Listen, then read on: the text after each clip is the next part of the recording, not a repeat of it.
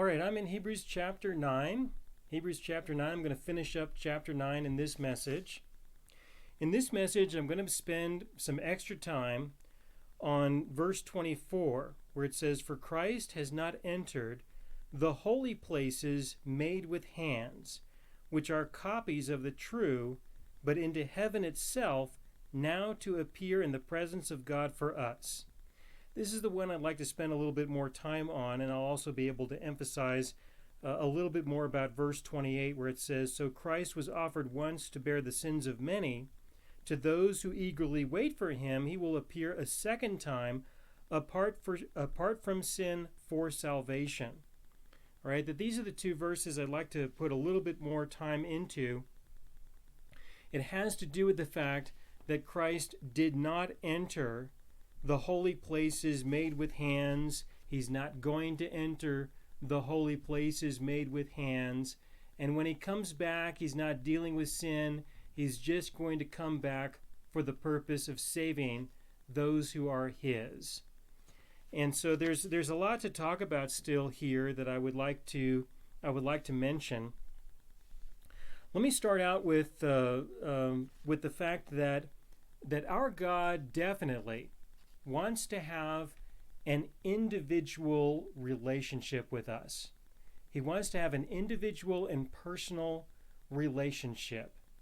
When he established the first holy place, most holy place, made with hands, when he was a part of establishing that, this was not to establish an individual relationship with people. This was about establishing a collective relationship with the people, with the nation of Israel.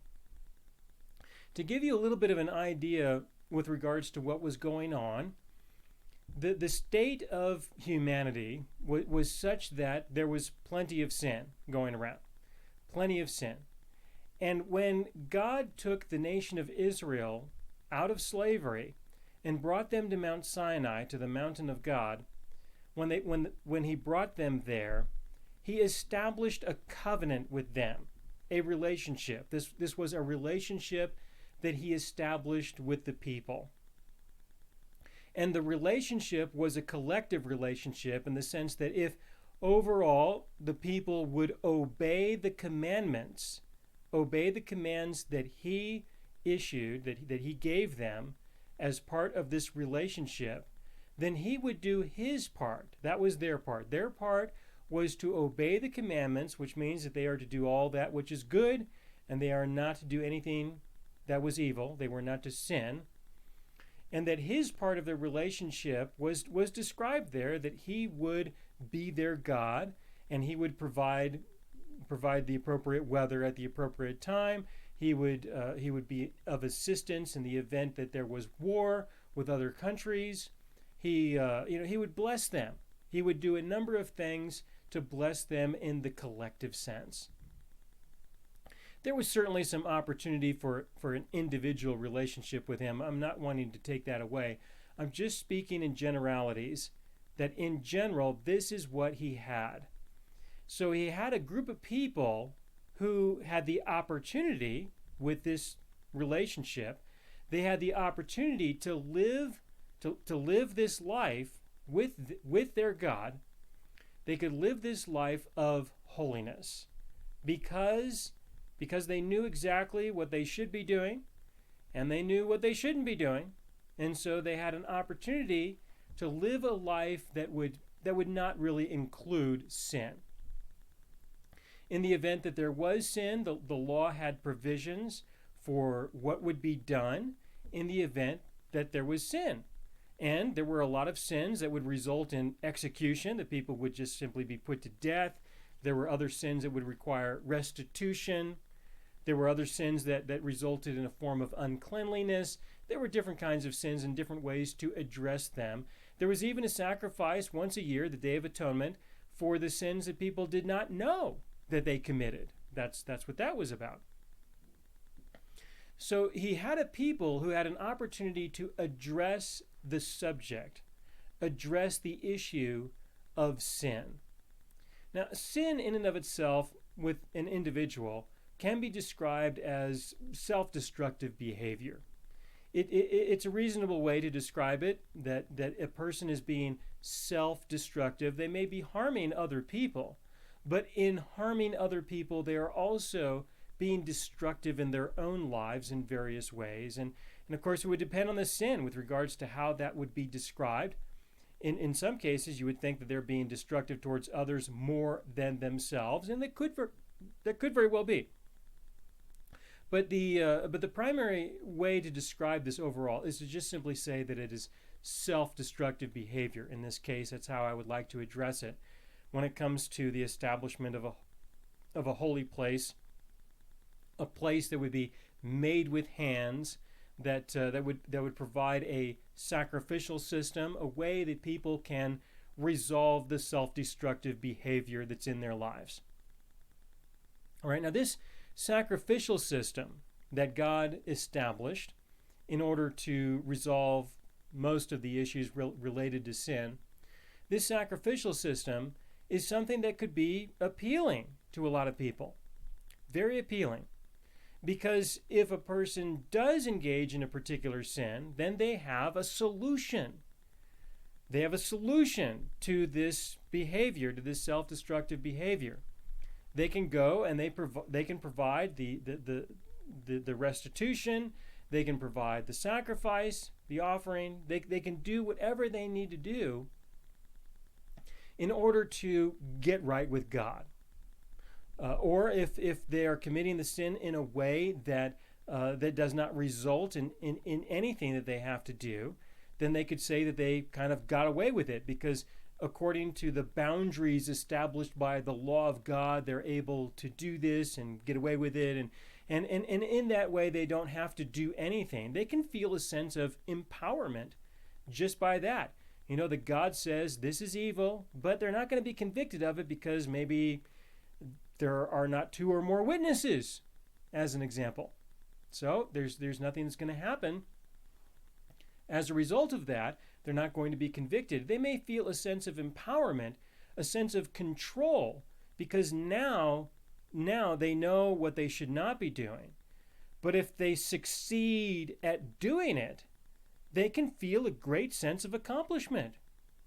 They can feel like they have really accomplished something. They can feel good about themselves in many ways.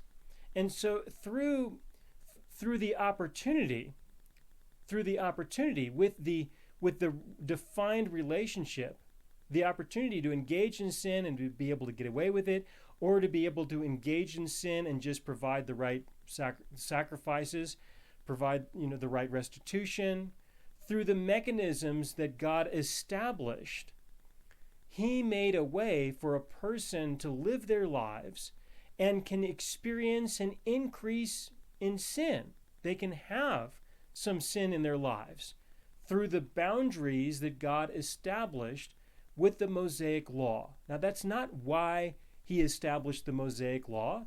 That's not why He did that. But because of the way things are structured, this is a consequence.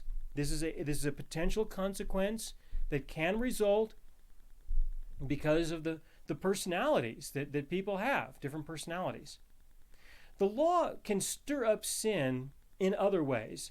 There are four fundamental ways that the law can stir up sin. The first way is just through the natural rebellion of humanity, that because God said we shouldn't do it, we might say, well, but I feel like I need my independence, I need my individuality, whatever they may want to say about it. And because of that they will rebel against the commandments of God just because they want to assert their godliness, their sense of godliness, their sense of empowerment. There can be an increase of sin with some people who have that kind of an attitude, that kind of a way of responding to authority in their lives. The law can stir up sin just because it gives a person more things to think about doing that they never thought that they would ever do. Just that alone. Paul uses the example of coveting when he said that I would not have known what it was to covet until the law said don't covet. And then with that law, it stirred up within me every covetous desire. And so that's another way that with some people, the law can stir up sin, and that the relationship that God established with the nation of Israel can cause an increase in sin, can cause an increase in the self-destructive behavior of the people. But then there's other ways.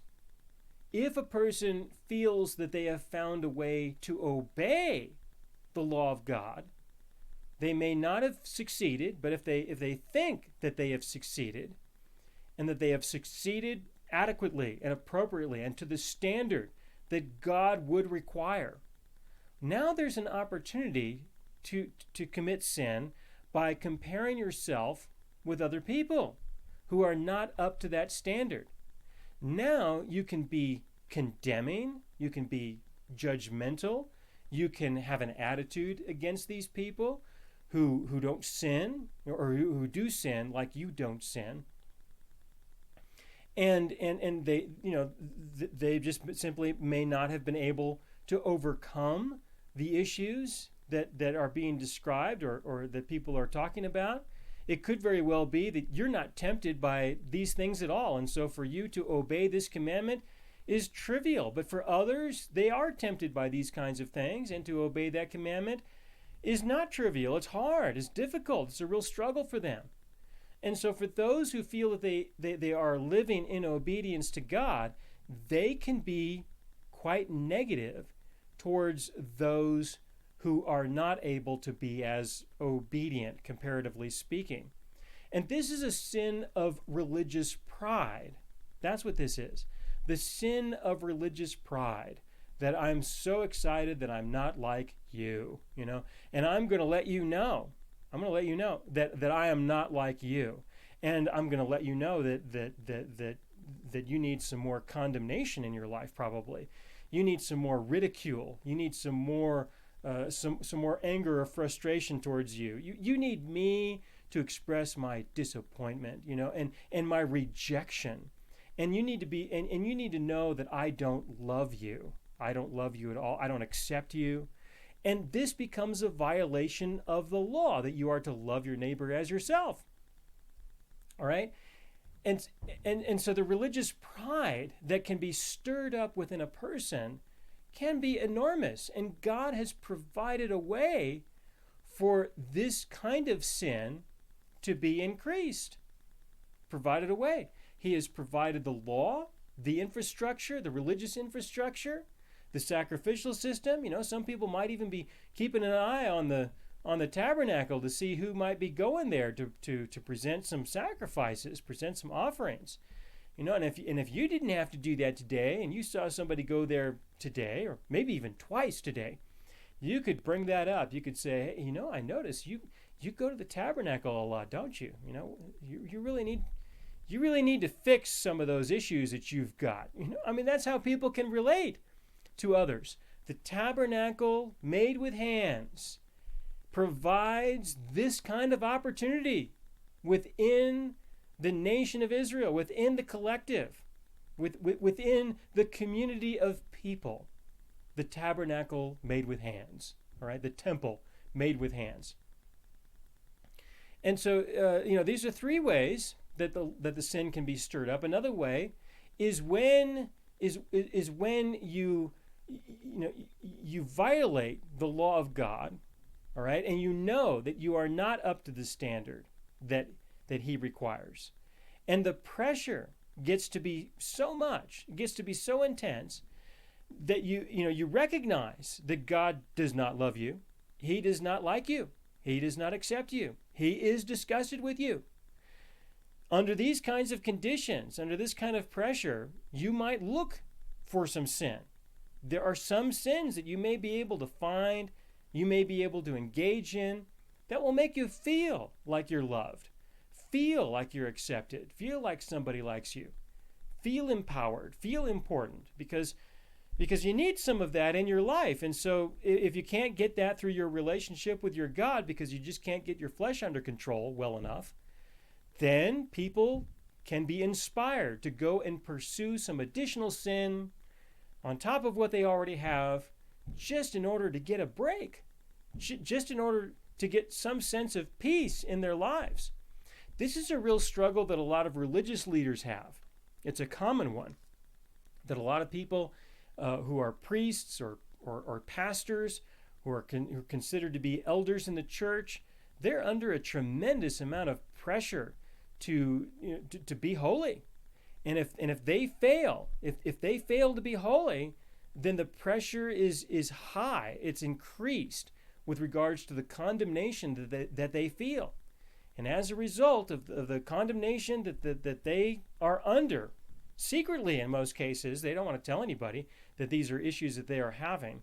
In order to cope with that, they will often seek out additional sins just to find some way to get some sense of relief from all the pressure, all the religious pressure that they are under.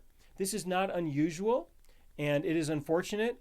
The only way that a person can experience freedom from that is to grow more in their understanding of what it means to be free from the law. Because this is the structure, this is the infrastructure that God established through the nation of Israel when he established the Old Covenant and defined this relationship between himself and the people.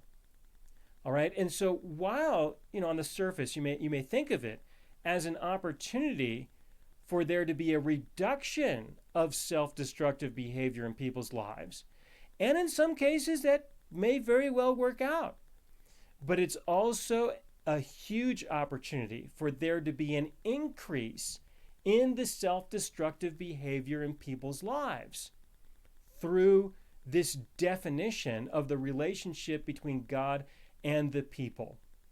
And in order to make this work, you've got to have a temple. You've got to have an altar. You've got to have a sacrificial system of some kind.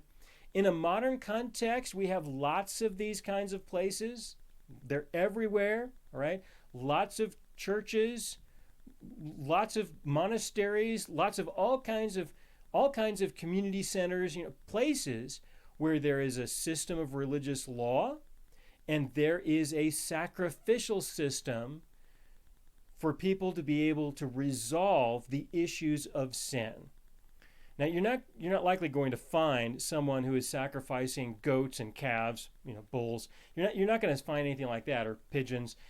People are not going to be killing animals, all right, and sacrificing them and sprinkling their blood on the altar.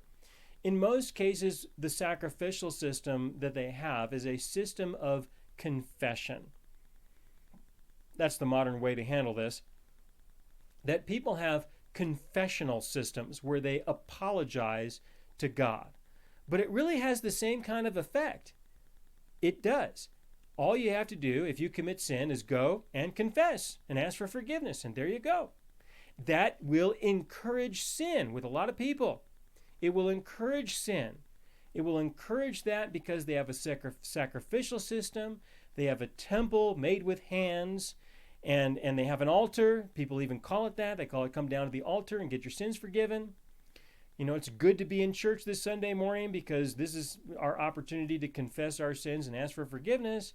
There is a lot that goes along with this, and I'm not going to talk about this subject of forgiveness. I would like to encourage you to listen to the radio programs that I produce for Living God Ministries on the subject of forgiveness. That's the place to go through them one at a time. At this time, I'm wanting to focus on the structure, focus on the temple made with hands, and that people make their churches, make their temples, make their synagogues, make their places with hands. And for the most part, it is established for the purpose of providing a priesthood and a sacrificial system of some kind. And through this model that's kind of modeled off of what God gave the nation of Israel, through this model, there's an opportunity for an increase in sin and an increase in self-destructive behavior. All right, now what I want you to notice is that, yes, this did not turn out well.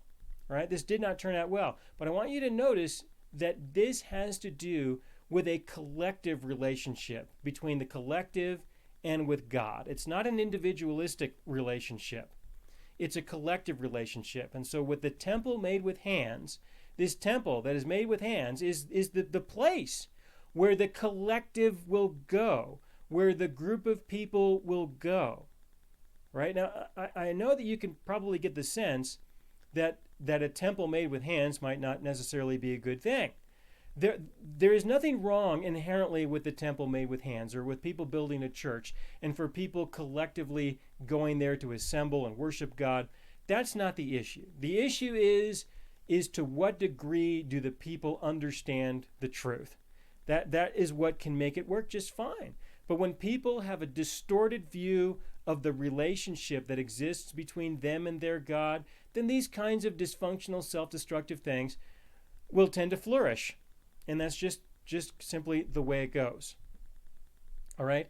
And so when God established the nation of Israel, he provided the infrastructure, he provided the model so that people can assemble in this way, and there would, in effect, be an increase in sin overall. There would be an increase in that. And then we have the history of the nation of Israel, where we have plenty of that described and what God did in response.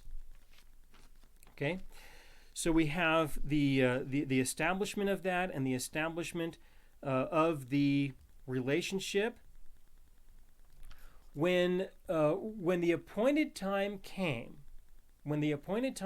for the Messiah, this was God's opportunity to, in effect, exit this kind of relationship.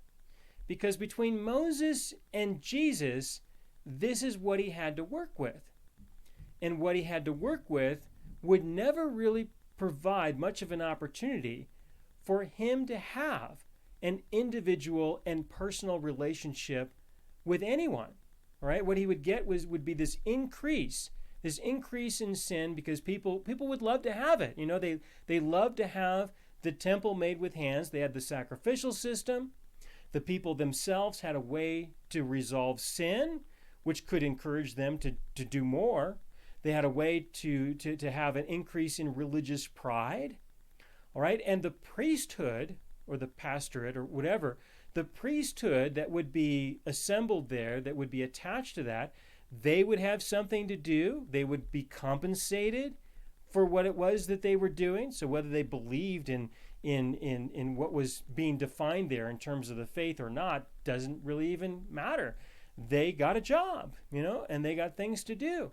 And so this system can be encouraged, and it can be self-perpetuating. You don't need God to be a part of it at all. The people themselves who have these kinds of personalities, who have these kinds of interests, will want this kind of system to be alive.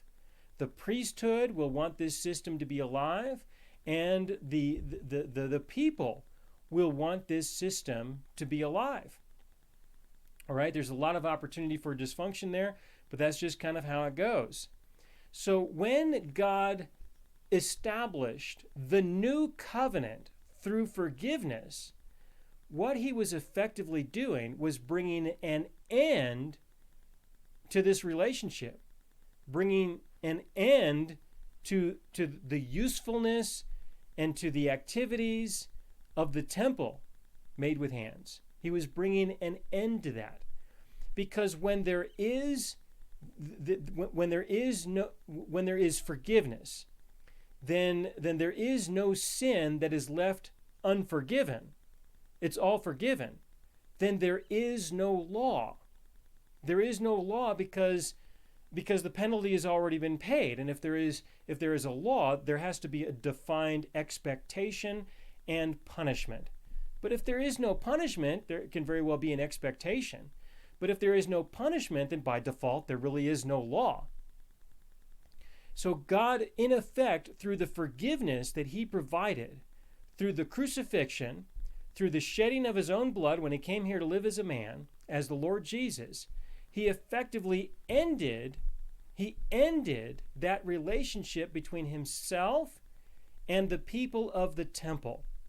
And this is another important way to view what is going on with the Hebrews that this letter is written to, the letter to the Hebrews.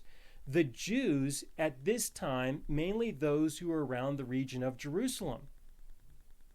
All right, that they needed to exit their relationship with the temple and the people, the priests of the temple. They needed to exit this because there's nothing good about it at all for them. They need to let it go. And so the writer, what he's effectively communicating is that God is not participating in that relationship anymore. God is not a part of the temple in Jerusalem anymore. And while there may be a lot of people, and this is described in the book of Acts, there were a lot of people who believed in Jesus. They were zealous for the law. They were participants in the temple. That's how they described their life. That's how they measured their life. God was not a part of that. He was not a part of that at all. And out of great sincerity, people genuinely believed that their right standing with God was defined by their continued obedience to the Mosaic law, by their continued participation in the things of the temple. So also it's the same thing today with a lot of people. They believe that their right standing with God is established by the fact that they go to church, and they present their sacrifices, probably a tithe, and they go there and they live in obedience to the law that has been dispensed or has been defined for them by their leaders, by their priest, by their pastor, by their minister, whatever name that he wants to take, by their brother, whatever name that they want to give this person, right? This person or the collective as a whole, or they themselves, they define a system of law, and they genuinely believe that God is a part of this. But I want you to understand that when God exited the relationship with the nation of Israel, he exited the whole package, the whole deal. That doesn't mean that he's going to now re-enter a new relationship with people in a similar way under the definition of a system of law through the use of a temple made with hands or a church. That's not what he did. He didn't do that. People continually try to reestablish a new system, a new temple, a new sacrificial system, a new law. People continually try to do that, hoping that God will be a participant, that he will come, that his presence will come into their temple, into their church, will come upon them and be a part of what they are doing. But from what I can tell, God is not going to be a part of this kind of thing anymore. That doesn't mean that he won't attend, and it doesn't mean that he won't relate to people individually. I don't want to give that impression. I'm just wanting to say in a collective and in a general sense, so that you can have a better appreciation for the end of Hebrews chapter 9 with regards to him not going into a temple made with hands. He didn't go there, and he's not going to go there. There's no reason for him to ever go anywhere related to that at all, no matter whether it's the official system or if it's a version of it, a lighter, easier version of the system that he defined. He defined that, sure. And he established a relationship with the people on that basis, but he exited that relationship. The way that he exited the relationship was that he forgave the sins of humanity, of the world. He just simply decided, you know what? I am not going to be a part of this anymore. That's effectively what he said, and I'm going to say it again. Through the execution of forgiveness, the execution in the sense of following through with it and making it work. When he provided for forgiveness for the entire world, he effectively exited that kind of relationship with people. He let it go, all right? He let it go, and he's not going to go back. He ended that when he provided for forgiveness for the entire world. He set himself free from being a part of that kind of relationship. And yet, continually, generation after generation, there is an abundance of people who keep trying to get him. They make appeals to him, they ask him, they pray to him to be a participant in that kind of relationship. And he's not going to do that. So when he provided for forgiveness, he did this mainly for himself and has provided an invitation for people to come out of it, for them to also exit this kind of relationship that they think that he wants to have with them. Another temple made with hands, another sacrificial system, another priesthood, whatever they want to call those things. He is inviting them to exit that, to come out of that. That's what we have here in Hebrews chapter 9, that they may exit that kind of relationship. And so when it says in verse 24, for Christ has not entered the holy places made with hands, which are copies of the true, but into heaven itself, now to appear in the presence of God for us. Not that he should offer himself often. He goes on and he says he's only going to do this once.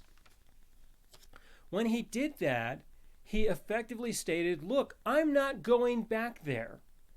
I'm not going to be a part of that anymore. He officially expressed the fact that he just simply went home. He went to his place, to his tabernacle, to his temple, to his sanctuary. That's where he went. He went over there. In effect saying, I'm not going to be a part of these things anymore. He just went to his own. And when he got there, none of us were there. None of us are going to be there for a while. You know, those of us who are presently alive. I'm sure lots of people have been there since. But when he went there, he was the first one. And he went there and he put his own blood down on his own Ark of the Covenant, in his own most holy place.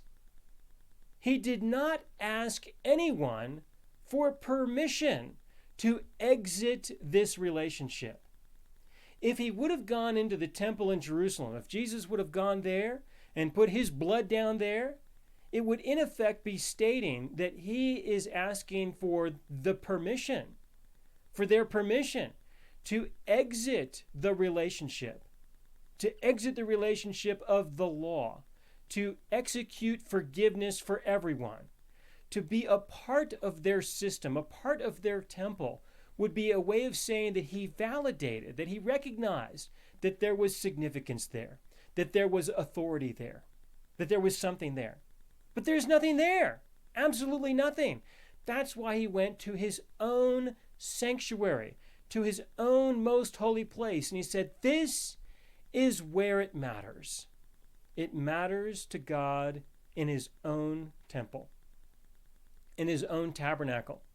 There's no reason for him to ever go to anyone's place that they make with their own hands. No reason. No usefulness to that whatsoever.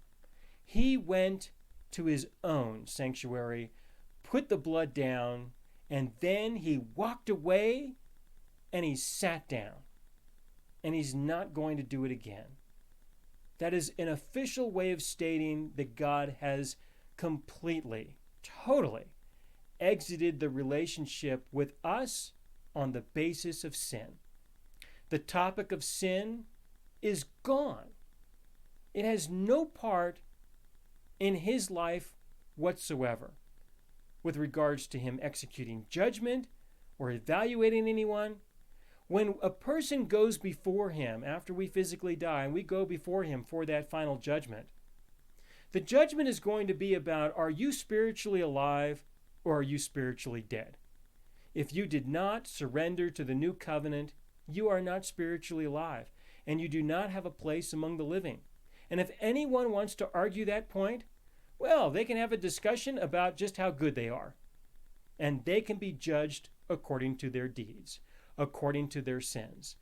He can do that. He's free to do that. He will do that to satisfy any argument that may be raised. And then they will go to hell. All right? That's the extent of it. So when God put his blood down in his own sanctuary, in his own most holy place, he stepped away and he sat down. This is an official way of understanding that God is no longer a part of the old covenant. There is a new covenant that is in effect, and that's what he's a part of. That's what he's doing. In that way, he is continuing to participate in the world on the basis of him no longer remembering our sins.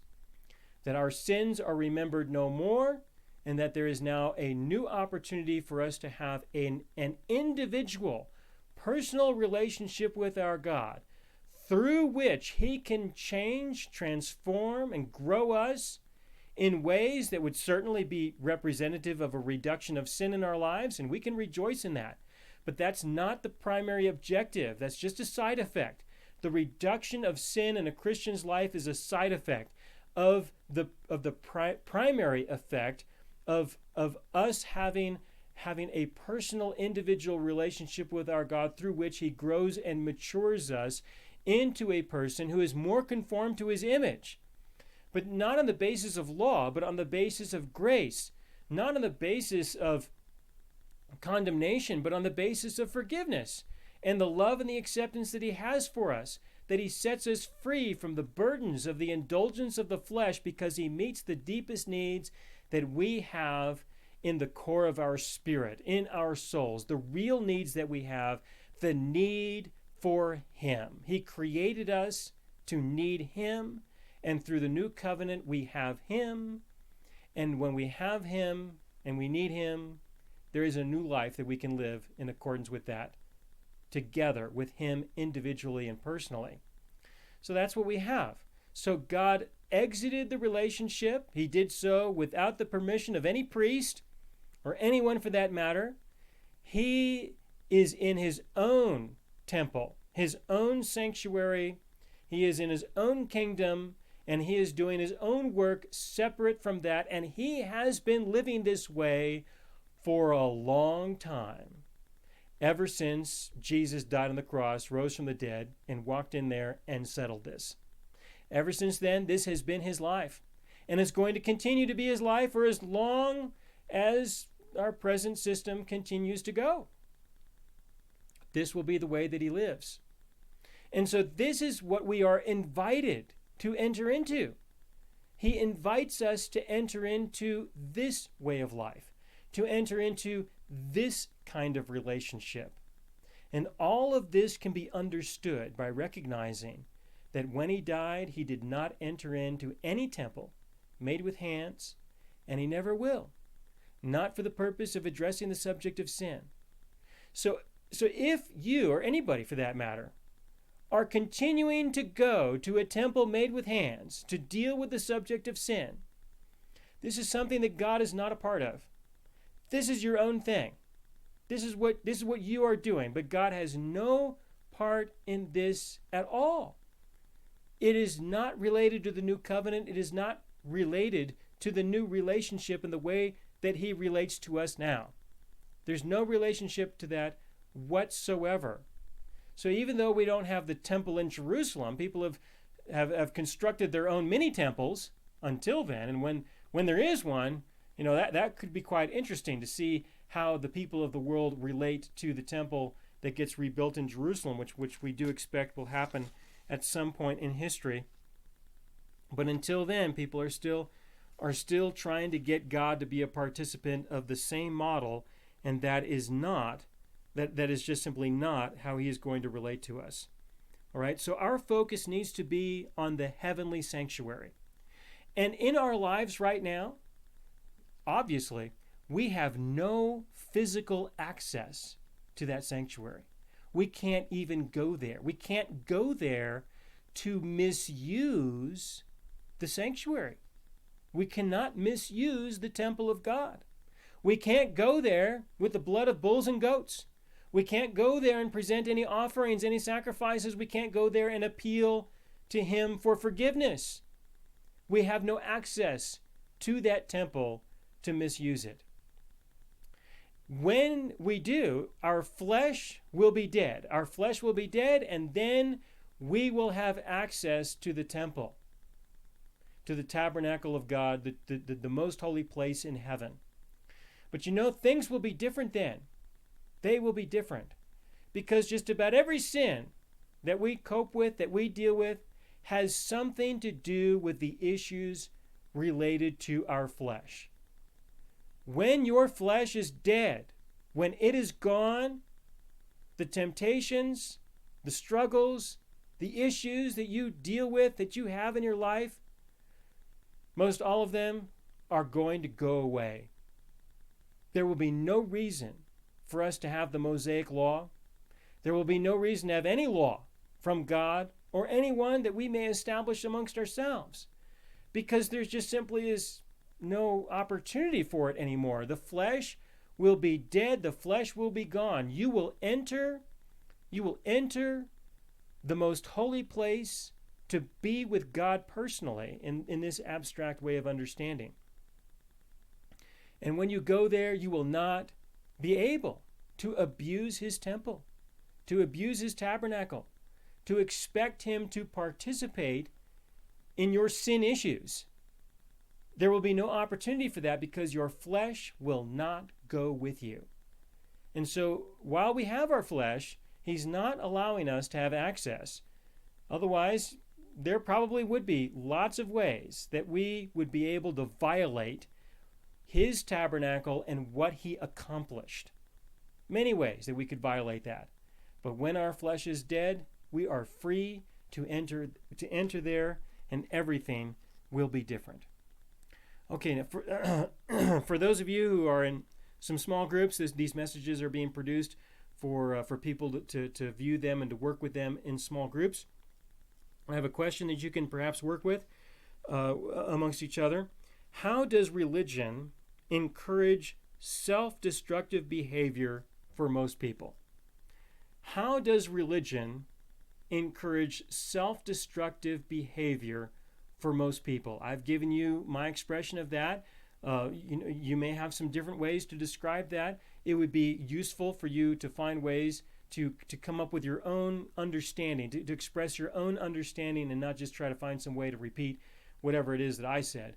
But try to express your own understanding of this and in your own experiences with each other about how you have seen that religious systems, religion as a whole, the churches you've been a part of, have actually encouraged self-destructive behavior instead of taking it away as they probably wanted to do, as they wanted to establish something that would reduce the amount of self-destructive behavior. On the other hand, how did they effectively increase it? How was it that they seemed to be ineffective? And as a result, how is it that you can experience freedom and liberty and less self-destructive behavior? Because of what you have now, because of the differences of what you have now with your personal, individual relationship with God, instead of trying to embrace something that has to do with a collective relationship with God. Okay, thank you.